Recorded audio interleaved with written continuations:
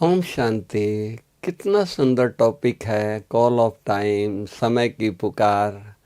अब तो सारी दुनिया समय को अनुभव कर रही है कि समय अब अंत का चल रहा है।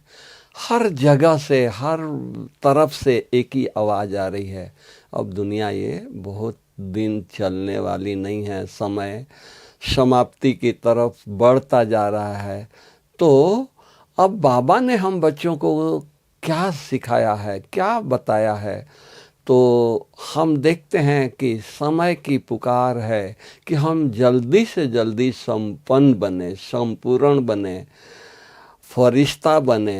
ये समय की पुकार है। अब हमको अपने आप में देखना है कि हम कहाँ तक अशरीरी बने हैं। अशरीरी बनने का हम पुरुषार्थ करते हैं, ज्ञान है, लेकिन रियल अशरीरी कितना देर तक रहते हैं। इसका अभ्यास हम दिन पर दिन बढ़ाते जाते हैं। क्या है, क्योंकि ये अंदर के टॉपिक बाहर के है, लेकिन अंदर के रियलाइजेशन की बात है। अंदर में जब तक उमंग उत्साह नहीं होगा, तो आज कल भौतिक दुनिया में या यज्ञ में इतनी सेवाएं बढ़ गई है कि हम बहाना ही बनाते रहेंगे। क्या करें, यहाँ प्रोग्राम था, क्या करें, भाई साहब ने बुला लिया, इस तरह की बातें चलती रहेगी। लेकिन हम अपने बड़ों को देखा, मम्मा को देखा, बाबा को देखा, कितनी सेवा करते थे, लेकिन उनमें उमंग था, उत्साह थी, एक लगन थी, मुझे परफेक्ट बनना है। तो थोड़े समय में उनकी आयु की नहीं देखा। आज मम्मा को देखे तो कम आयु में भी संपन्न बन गई, बाबा को देखें बड़ी आयु में भी थोड़े समय में वो संपन्न बन गए। क्यों? उनके अंदर लगन थी।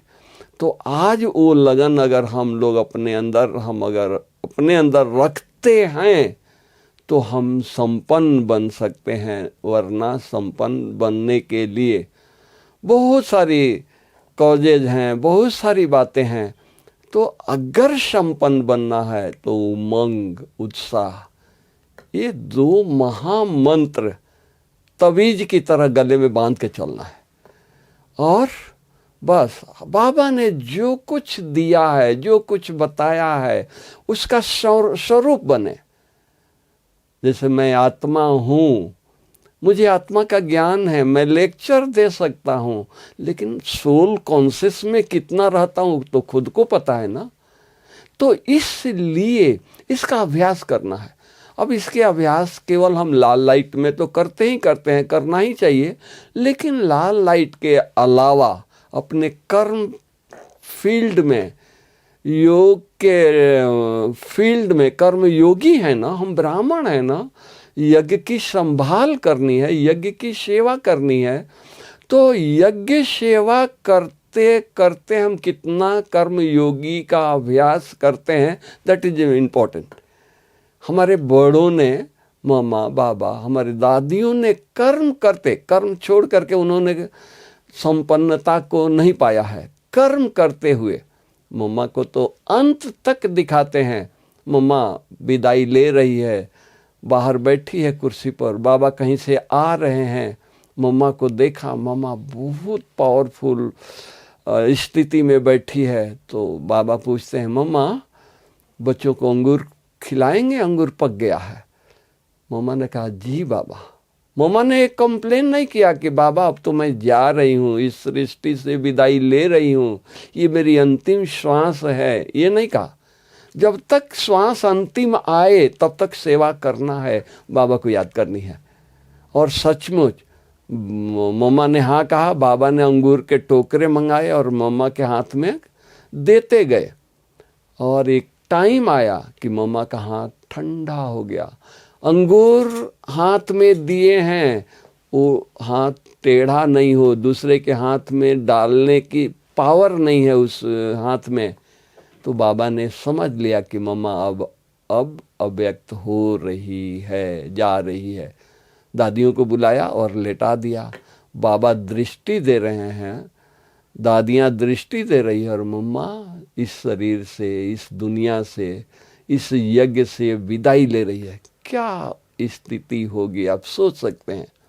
तो उसी तरह हम भी, बाबा ने भी देखो यज्ञ का सारा कारोबार करते, विदाई के दिन, अंतिम दिन बाबा ने कोई यज्ञ का कोई पेंडिंग काम नहीं रखा, पोस्ट का काम नहीं रखा, मुरली सुनाने का काम नहीं रखा। सुबह में नहीं सुना पाया स्वास्थ्य के कारण, तो शाम को बड़ी दादी को बुला करके बाबा ने कहा कि बाबा सुबह मुरली नहीं सुनाया है, सभी जगह बच्चे इंतज़ार कर रहे होंगे कि बाबा की तबीयत कैसी है, क्या है, बाबा आज मुरली नहीं सुनाया। तो बाबा बच्चों को बोलो सबको जल्दी खाना खिला दो और सबको क्लास में बुलाओ। दादी ने आज्ञा अनुसार सबको बेल बजवा दिया, सब लोग जल्दी भोजन करके और क्लास में आ गए। और बाबा आधा घंटा क्लास करा करके छुट्टी ले करके और अपने चारपाई पर पाँव लटका करके बैठे हैं और दृष्टि दे रहे हैं दादियों को, दादी को, और बाबा अव्यक्त हुए। तो कहने का मेरा भाव है कि वो लगन, बहुत दिन की तपस्या, बाबा ने अपने ऊपर एक नया पैसा खर्चा नहीं किया था, लेकिन बाबा ने अपने मुख से कहा, नहीं बच्चे बाबा के लिए एक झोपड़ी बना दो बगीचे में, बाबा वहाँ बैठ कर तपस्या करेंगे।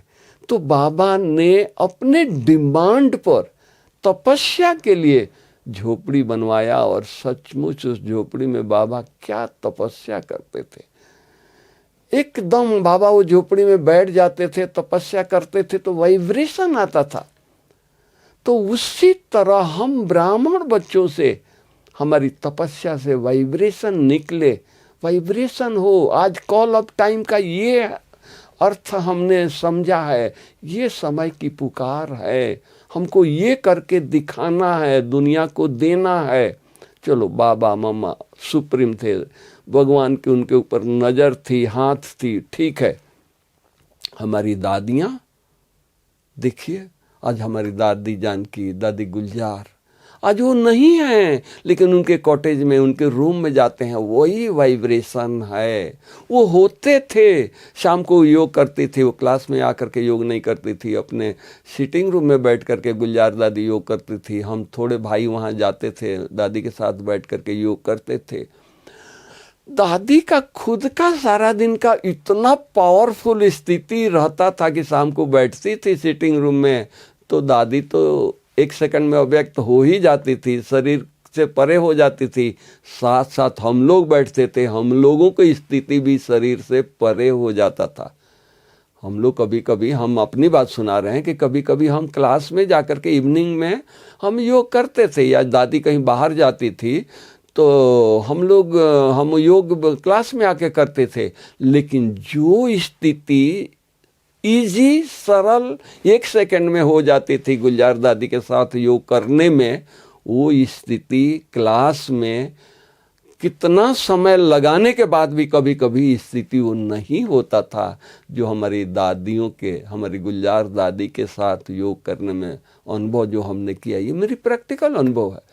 तो उन्होंने करके अपना तो स्थिति बनाया, प्लस जो भी उनके नज़दीक आते थे उनकी भी स्थिति चार्ज हो जाती थी, उनकी स्थिति अशरीरी हो जाती थी, शरीर से परे हो जाती थी। इस तरह की हमारी दादियों की अनुभूति थी। दादी जानकी को ले लीजिए, हमने जानकी दादी को देखा, वो भी इतने धुन में रहती थी, लगन में रहती थी, कहाँ भी रहती थी।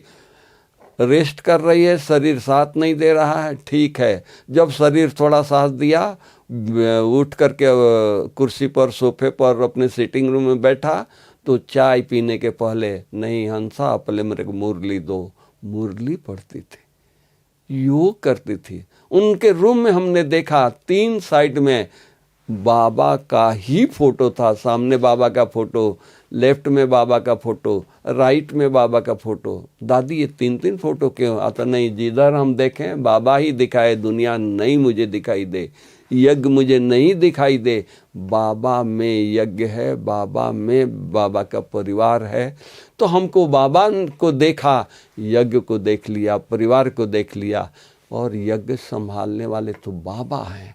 इतना दादी को निश्चय था, और सचमुच उस निश्चय ने 104 साल की आयु में भी दादी हम जाते थे तो भाई दादी क्या कर रही है, रेस्ट कर रही है, और 15 मिनट में देखते हैं कि दादी स्टेज पर योग करा रही है, क्लास करा रही है। ये उनका प्रैक्टिकल जीवन था। तो हम समय की पुकार अब यही कह रहा है, यही इशारा हम बच्चों को दे रहा है कि नहीं, अब हम भी बाबा की जो भी आज्ञाएं हैं, जो भी शिक्षाएं हैं, उसका हम स्वरूप बने।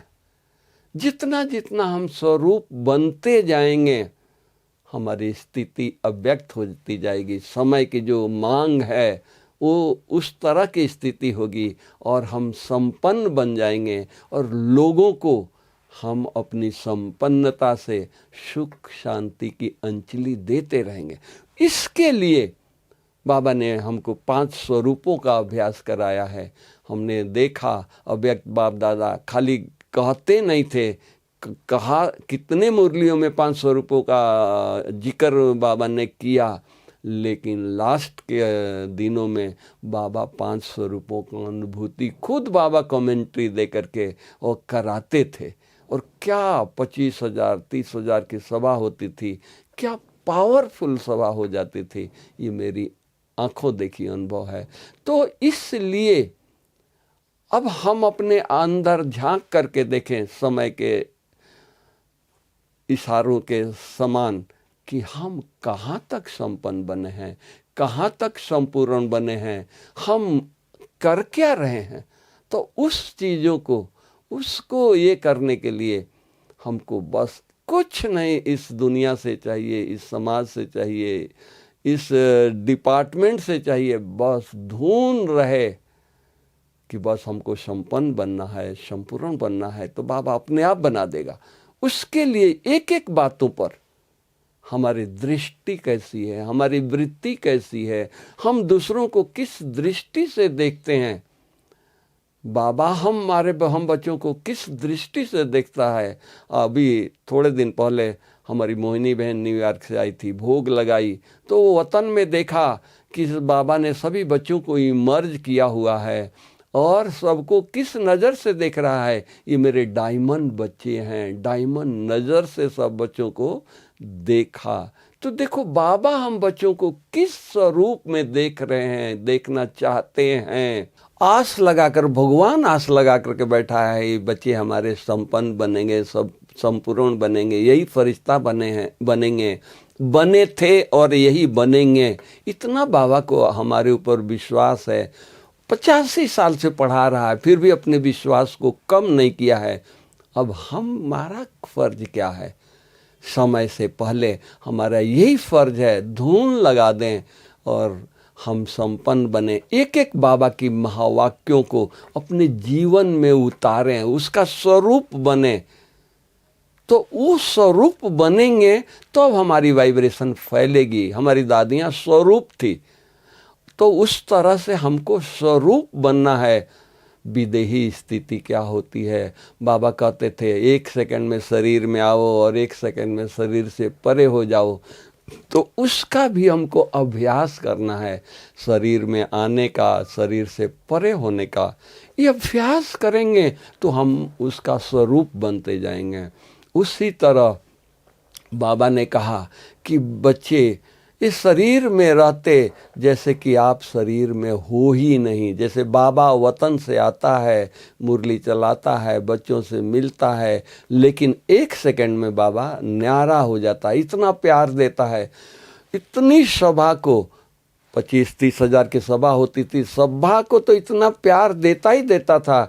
जो ऑनलाइन जो बच्चे वीडियो में, टेलीविज़न पर जो देखते थे, वो भी बाबा के उस प्यार में समा जाते थे, उस अनुभूति करते थे।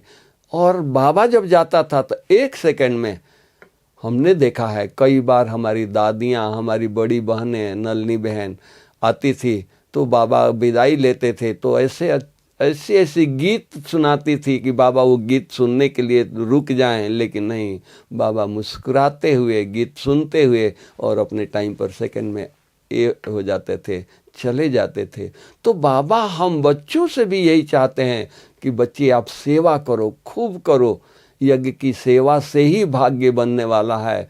21 जन्मों की कमाई होने वाली है। तो इस सेवा को कम नहीं समझो और इस सेवा से पीछे नहीं हटना है, खूब करना है, लेकिन अपनी स्थिति को अव्यक्त भी बनानी है। जितना सेवा में लगन, उतना अव्यक्त स्थिति बनाने में भी हमारी लगन हो, तो हम जा कर के बाबा की आस को पूरा कर सकते हैं। हम विदेही हो कर के, हम फरिश्ता बन कर के सारे विश्व की सेवा कर सकते हैं। योग में हम सुबह उठते हैं, योग करते हैं, विश्व को सकाश देते हैं, बस उतना ही हमारा फर्ज नहीं है। बाबा ने सिखाया कि स्नान करते हुए भी सकाश दो, सैर करने जा रहे हो तो बाबा के साथ सैर करो और भले टांगे रोड पर चलती रहे, बुद्धि आपकी बाबा में हो और सारे विश्व को सकाश दो।